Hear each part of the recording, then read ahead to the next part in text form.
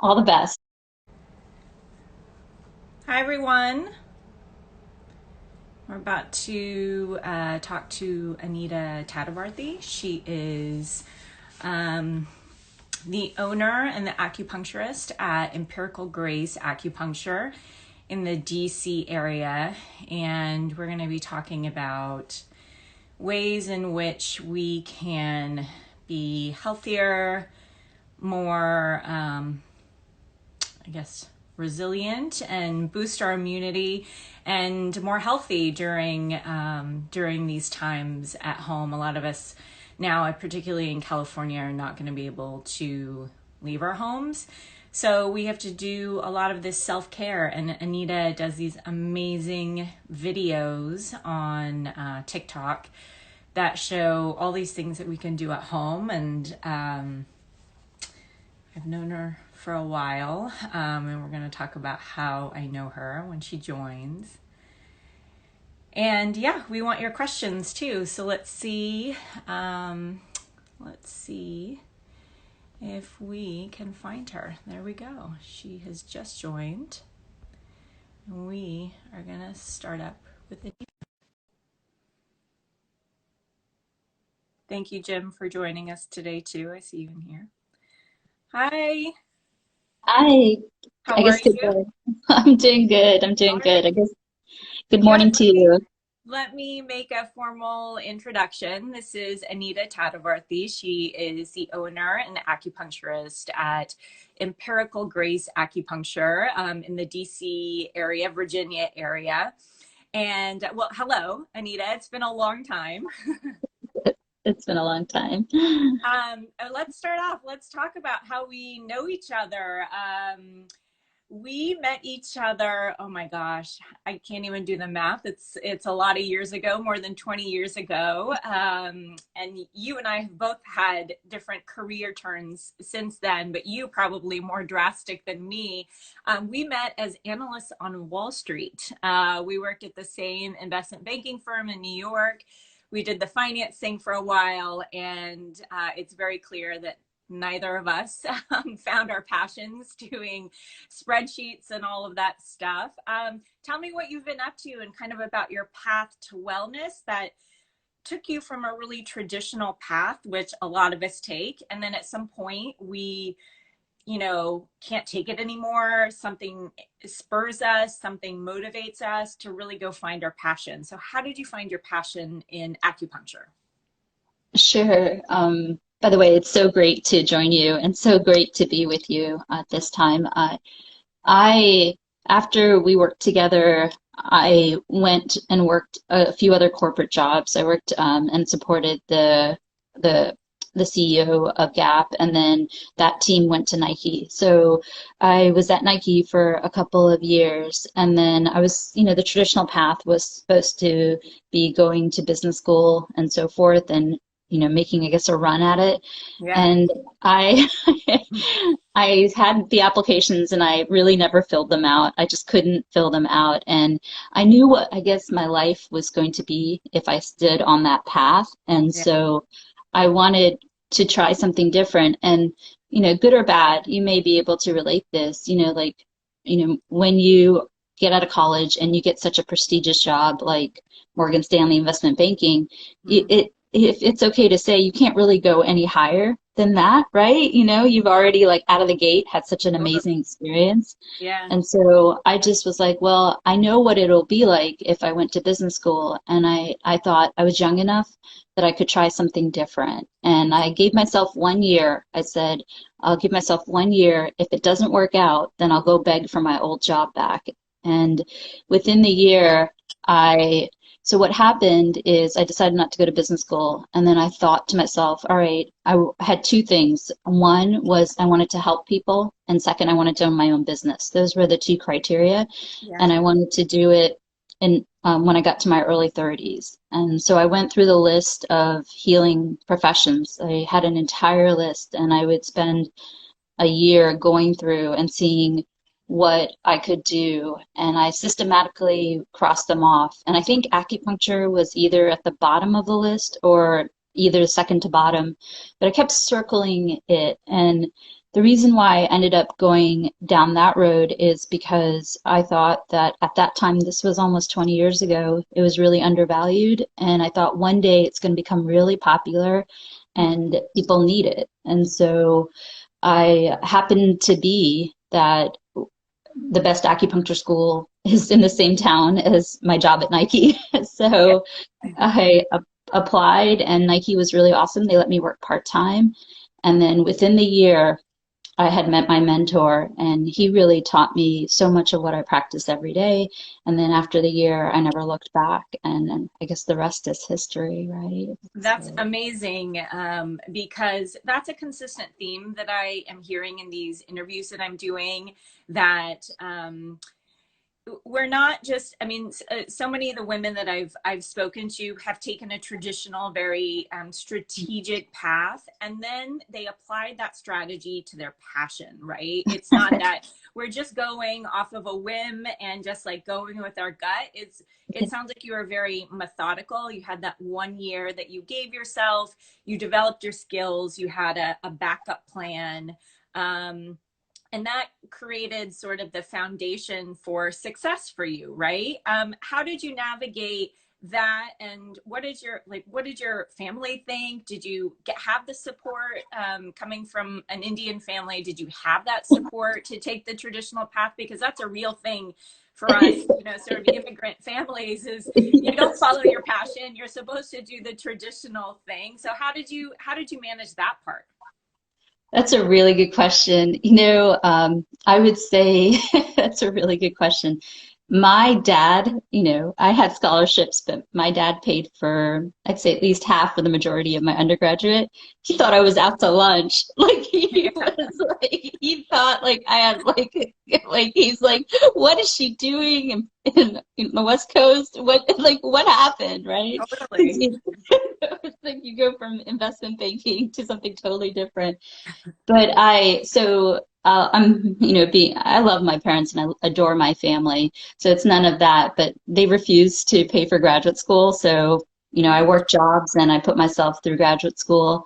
And, when you're young enough, you are like, I gotta try it. I gotta try it. Then you'll know. Then if you tried it and you failed, then that's a success still because you know. And if you tried it and you succeeded, then you also know, right? Yeah. So I just powered through it. And I will say my dad's older brother is a physician. He's a retired radiologist. So if you Google my name, you'll see the same last name.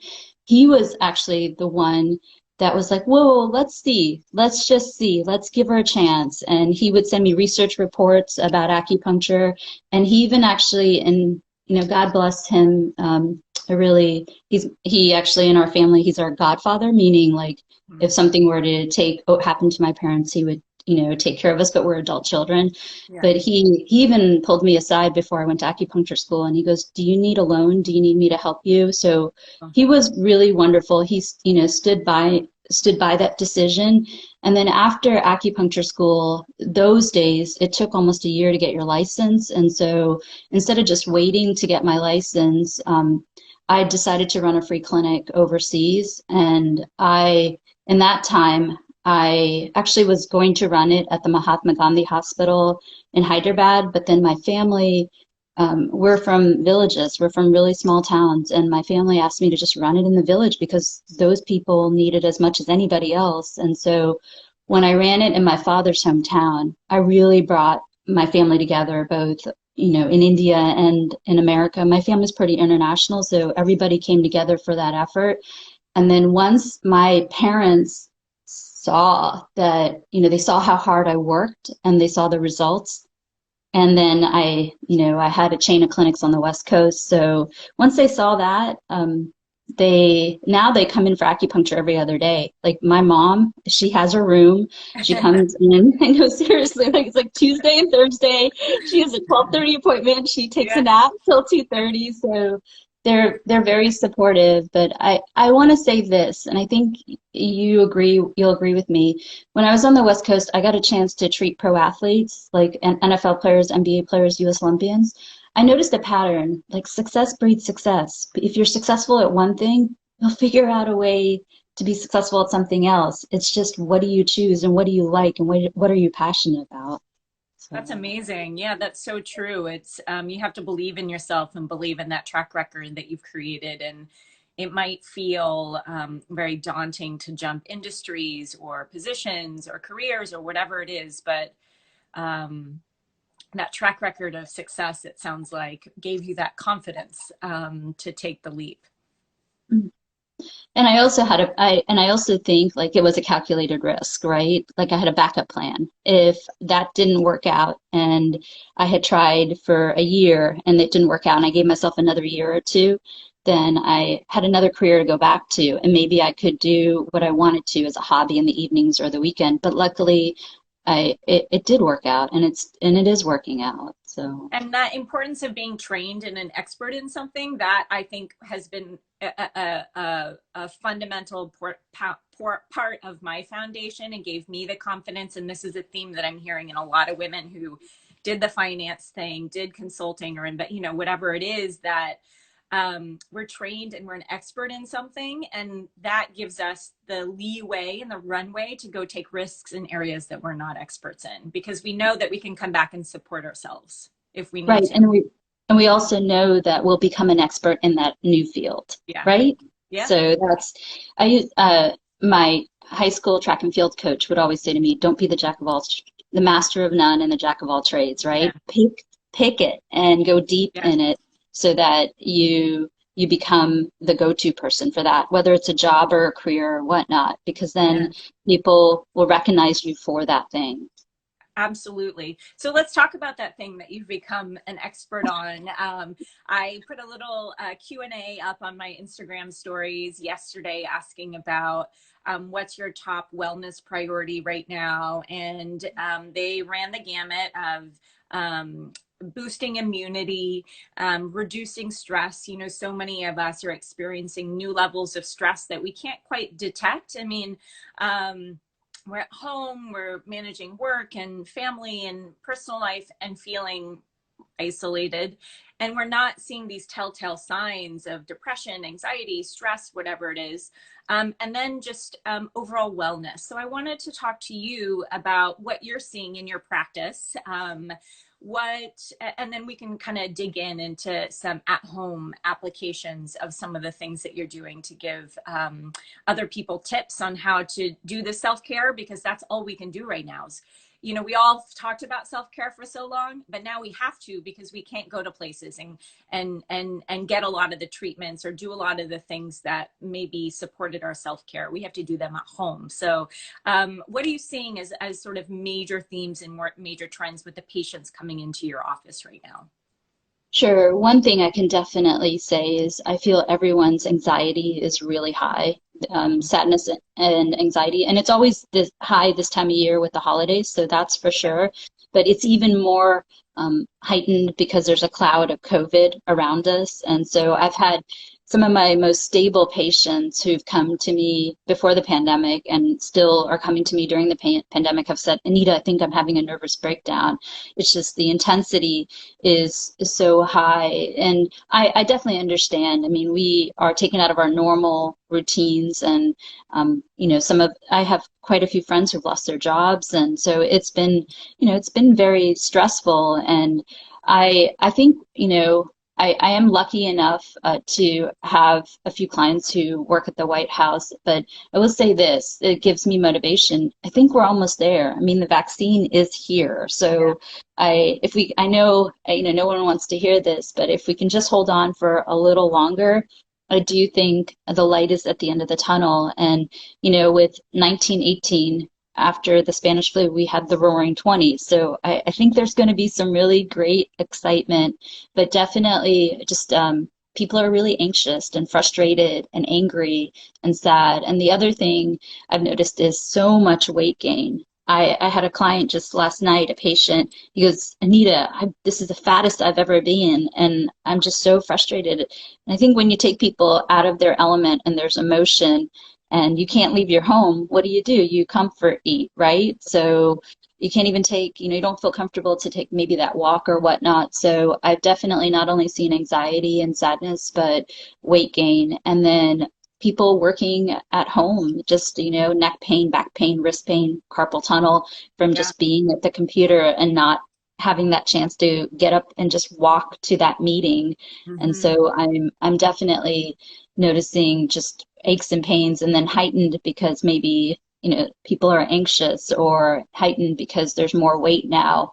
And then the last thing I will say is that I'm watching patients, and people are making some really great life changes, meaning relocations, or deciding to have a baby, or deciding to retire, or whatnot, because you have the time to really think about what it is you want. I'm seeing people make like major decisions that they wouldn't have made had the pandemic not happened. Yeah, it is, and I've written about it.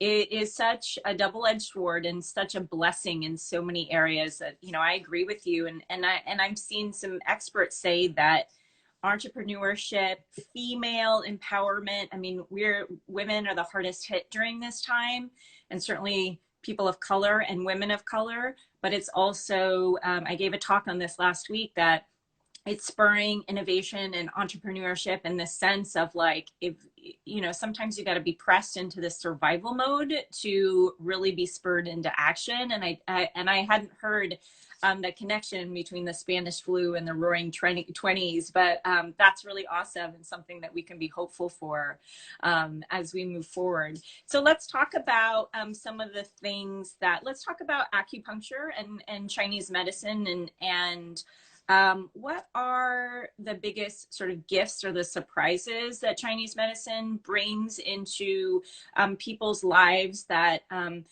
people may not be aware of?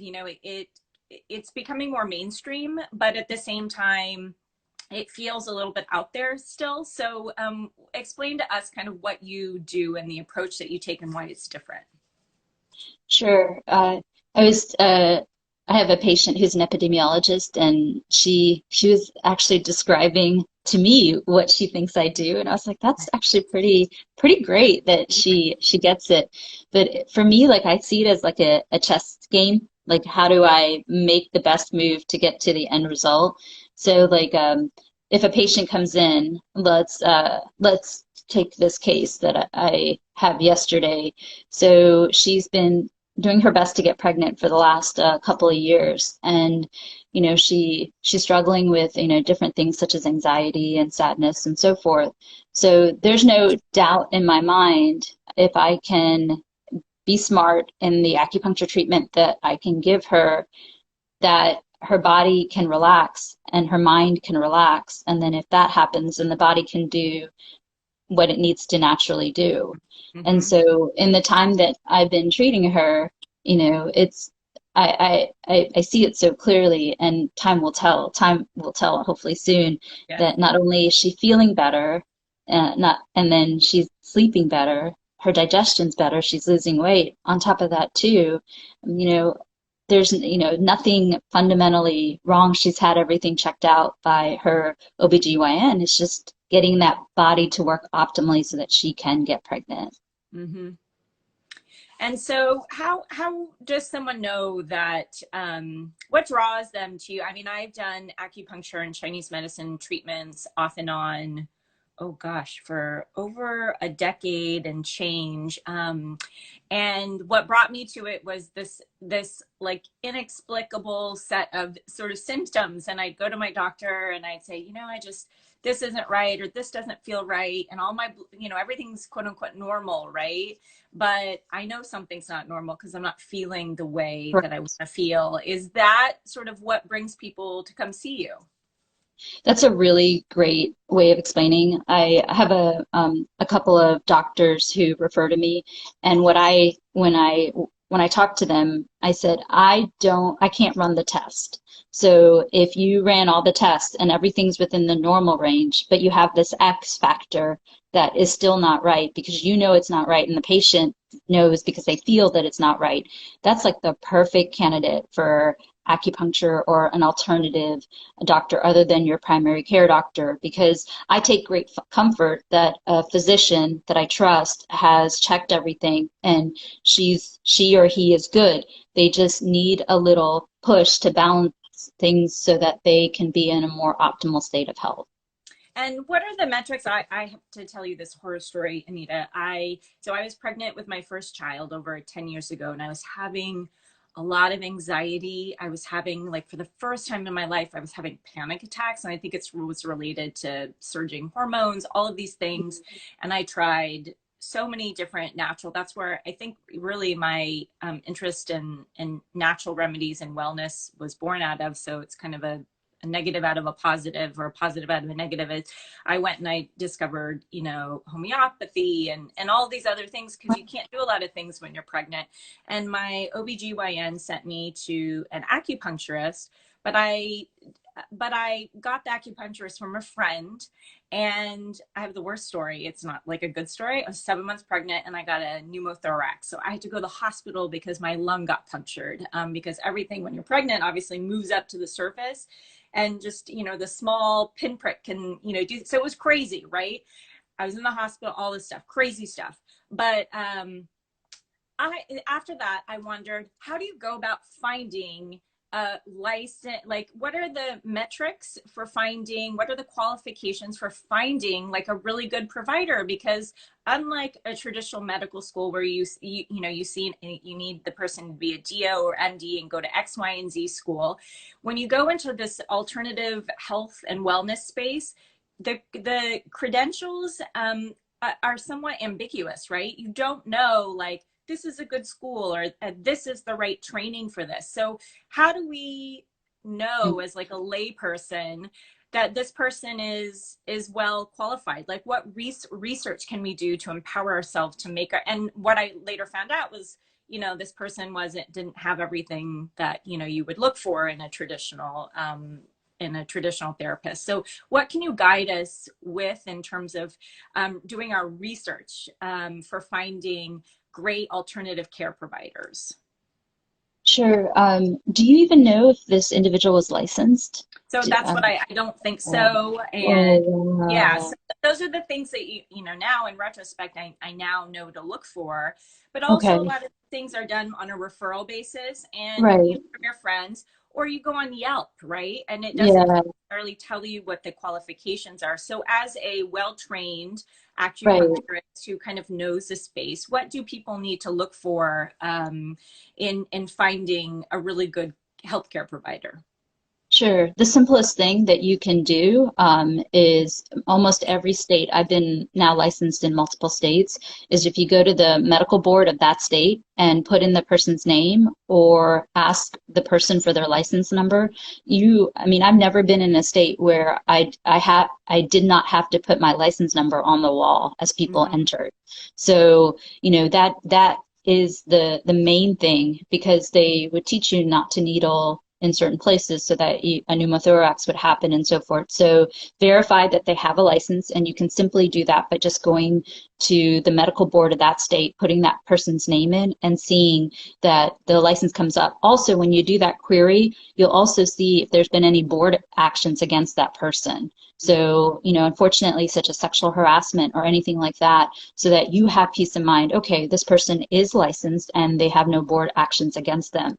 The other thing that I always that I do before I touch a patient is I get their consent, and I have that written. And in addition to that, I explain to them that I carry malpractice. God willing, I've never had to use it specifically against myself, but it's the insurance policy that I have. God forbid something were to happen, just with the volume that we all do, that sometimes something could happen. And so ask that practitioner, do you have malpractice insurance? Because I think it's smart in this day and age for any medical provider to have malpractice insurance. And the number one thing that I hate to, I'll just say it. When I was a younger practitioner, I would worry about it, but I don't worry about it now because I've done for almost 40,000 treatments. But it's to ask for their patient count or the patient volume. The I guess the rule of thumb is once somebody has done over 10,000 hours or 10,000 patients, they are an expert in their field.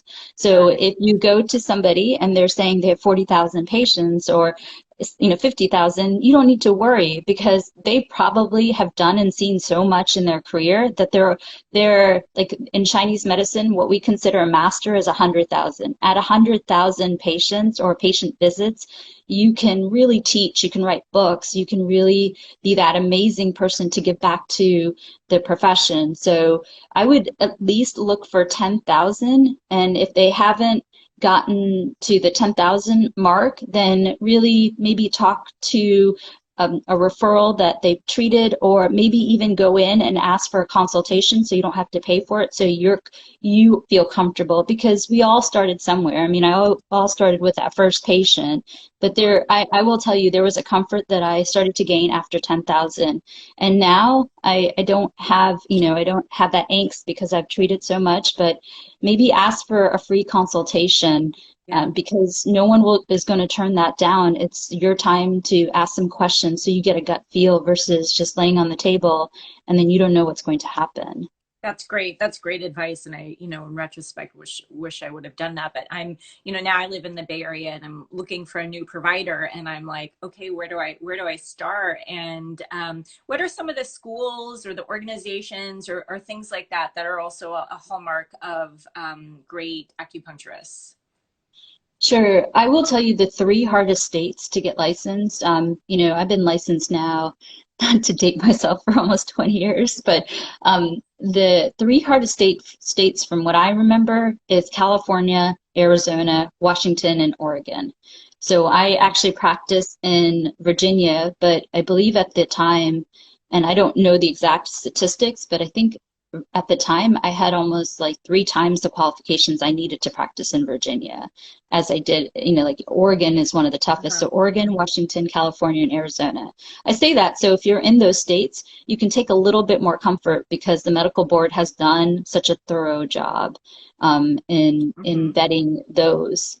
But I would say, if I guess you're asking me, forgive me, but what specifically you want to look for to getting a good schools? I mean, are there schools that are more well reputed than others? Are there organizations or trade, sort of professional organizations that are, again, Sure. a hallmark of a well-trained professional?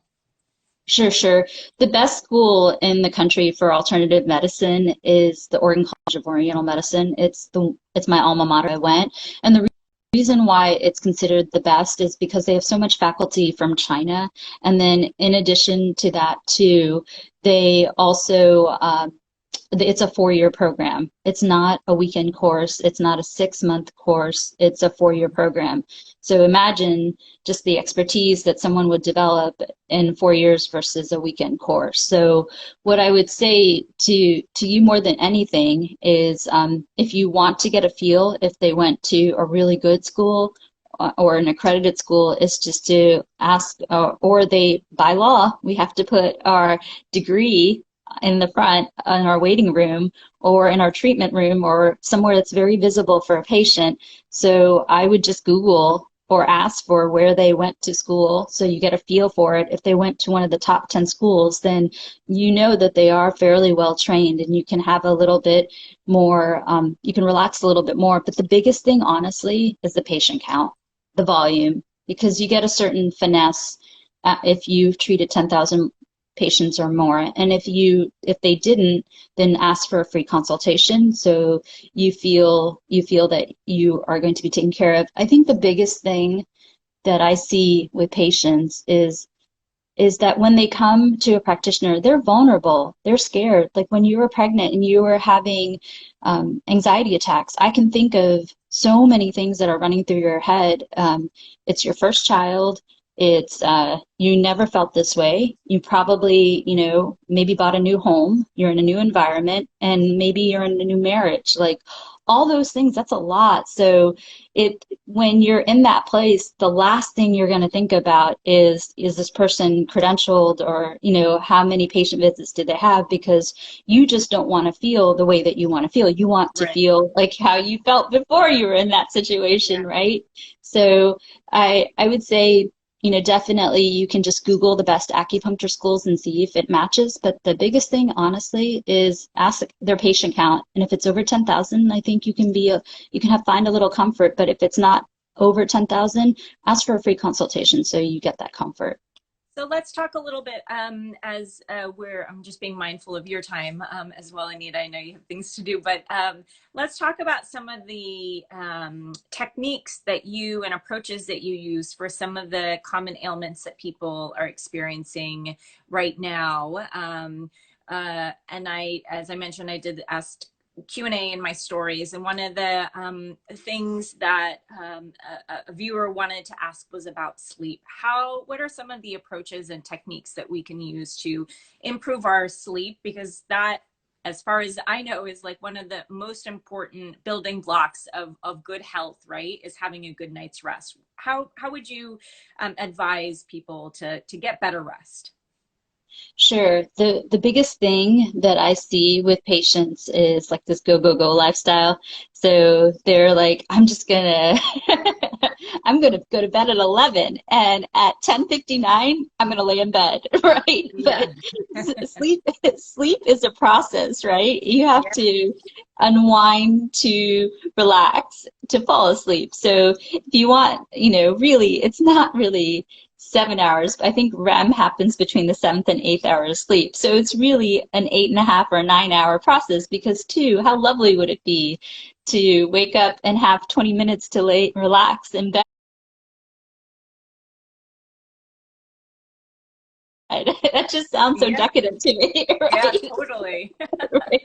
Before you get going. Yeah. So I watch patients and I can just see them in bed on TikTok, just like another video, another minute, right? So I would say this, have a routine. We are creatures of habit, and routines take about anywhere from 21 to 28 days to develop. Have a good routine that you look forward to so that when you start that routine, you know you're going to have a good night's sleep. Like I take a hot shower, and the minute the water hits my forehead, I know I'm gonna have a good rest, right? And before I hit the shower, I turn off my electronics, right? There's nothing more I can do. And then two other things is that I have a little affirmation that I say to myself, and it really helps me because my day is like this patient, that patient, this text, this phone call, this email, like all this, oh, this comment on TikTok or whatever. So I say, if I'm having trouble or I'm having trouble winding down or having trouble sleeping, I say, let me get the rest I need tonight so that I can handle whatever I may need to tomorrow. So let me get the rest I need tonight so I can handle what I need to tomorrow. I just start saying that, and after 6 or 7 times, I just relax. So in my mind, it makes sense. If I can just, get a good rest, then I can, do what I It's need to almost do like a tomorrow. lullaby almost to yourself, Yeah. right? Self-talk, yeah. Yes. So that works. But there are two acupressure tricks or points or tips, however you want to call it. I think I'm wearing an ear. Oh no, it fell. Shoot. I wonder if I don't have the ear seeds, but Yeah. what I would say is if you're wanting to relax and you're not able to sleep, then there is a point right behind the ear, right here underneath right next to the mastoid. You just put some oil or lotion and massage this, and that can help stimulate sleep as well. Okay. And then you go a little further down, Yeah. right there. There you Right. go. Feel it. Yeah. It's a kind of a soft, fleshy part right under the bone. Okay. Yeah. Yeah. And it's right next to the cerebellum, so it can help stimulate sleep. And Okay. then I shoot, my ear seed fell out, but you So what is can an ear grab an ear seed? I seed. I was recently yeah, what is an ear seed? And can you put it on yourself? What does it do? Yes, sure. So an ear seed just applies a little bit of pressure to that point, so it stimulates the point. And all it is a sticker with a mustard seed on it. And so the mustard seed applies the pressure. It's nothing more than a fancy sticker with a mustard seed. That's all it is. And if you Okay. want, I think I have some. in my office. If you give me one moment, I can grab them if you all would like that. If not, I can just show you the point. But it's pretty much right here is the point. Okay. So just like palpate for a tender spot Yeah. and then put the ear seed right there. Okay. And even on babies, you can just massage that area. They love it, you know. So, and then the ear seeds, you can just Google ear seeds into Amazon, or if you want, you can go to my website and there's a button that says Amazon Finds, and we give you a recommendation. I think you get like 700 for $6 or something. And what's your website? Give us your website name. It's just the name of my business, Empirical Grace Acupuncture. Okay. So So the link is the routine and the points here, great for sleep. What about anxiety, stress, just this feeling of kind of not being ourselves right now? What are some techniques or pressure points that we could push on?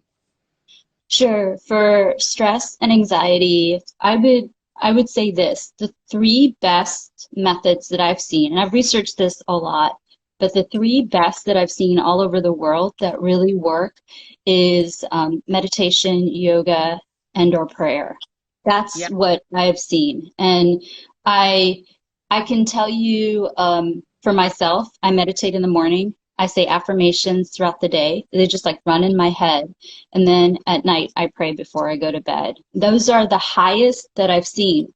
But having said that, though, you know, you got to do what relaxes you. If you're in a constant state of anxiety, then we can't make the best decisions for our lives. That's just the truth of the matter, right? Yeah. So if it's basically just zoning out on your couch and going through Netflix, then have that time so that the anxiety doesn't become you. It doesn't get in you, because anxiety, if it stays in you, can turn into frustration. Frustration can turn into anger. And then Yeah.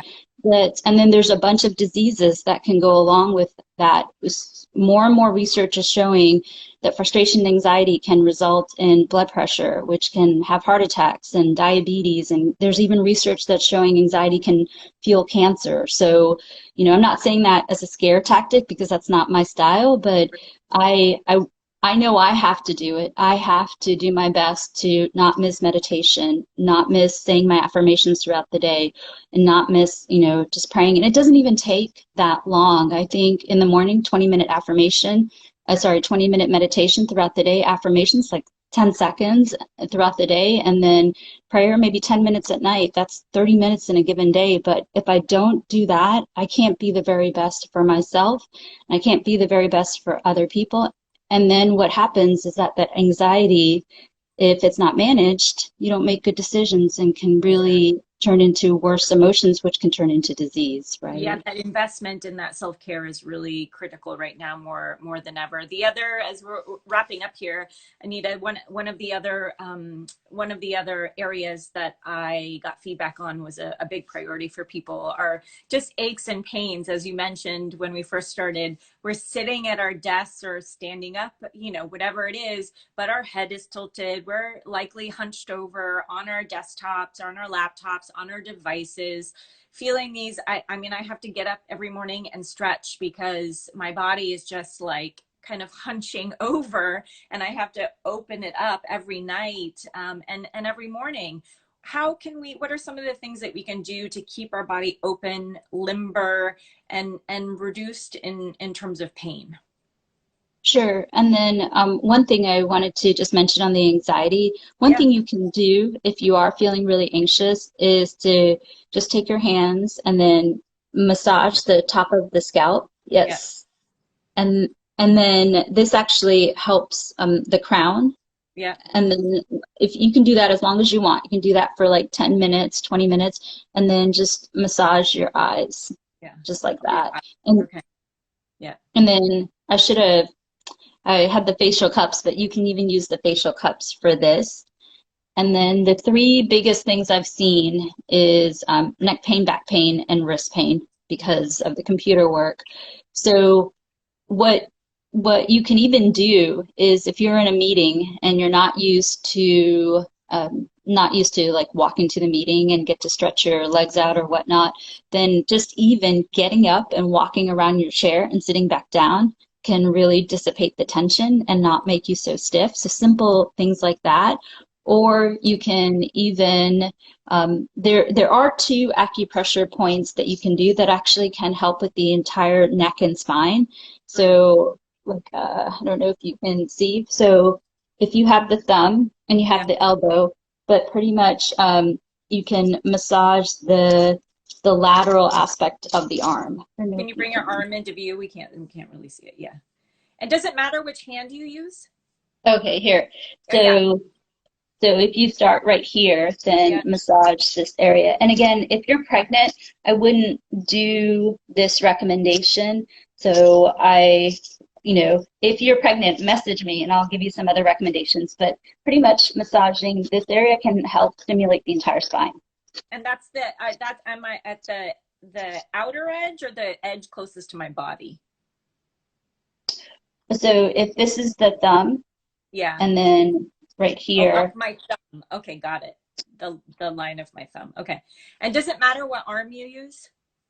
you can, so most of Chinese medicine is a contralateral medicine. So if it's right side, you go left. If it's left, you go right. Okay, got it. That's where it is the best results, but that I've seen work for both sides. But Okay. if you can, contralateral is better.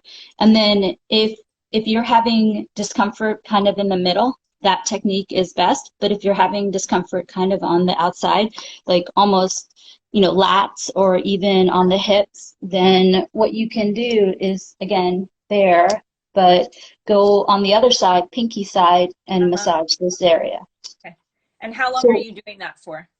couple minutes, couple times a day. And you can even, what would be even good is if you even massage just like this. That can Yeah. take care of the entire back and also headache. It can also help with managing headaches as well. And you This can can do it on access both the, arms, right? Depending upon where you're Mhm. experiencing the pain.